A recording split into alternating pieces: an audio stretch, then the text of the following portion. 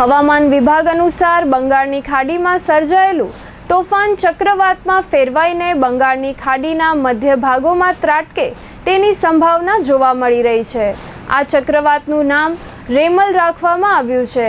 હવામાન વિભાગ અનુસાર તારીખ 26 થી 28 મે વચ્ચે રાજ્યના અનેક ભાગોમાં આ વાવાઝોડાની અસરને પગલે પવનની ગતિમાં વધારો જોવા મળશે।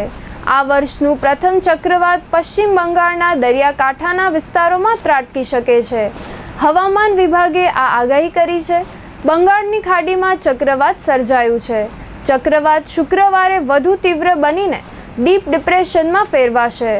લો પ્રેશર તાકાતમાં વધશે અને શનિવારે ચક્રવાત બનશે।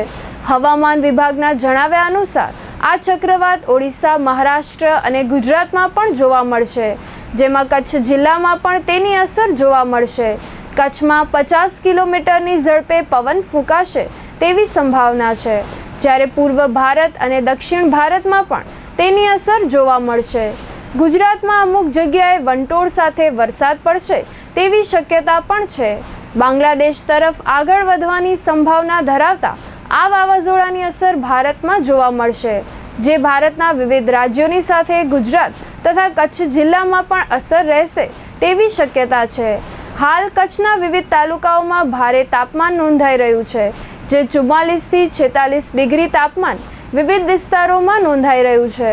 આ તાપમાન 26 મે સુધી યથાવત રહેશે, ત્યારબાદ તાપમાન ઘટવાની શક્યતા છે।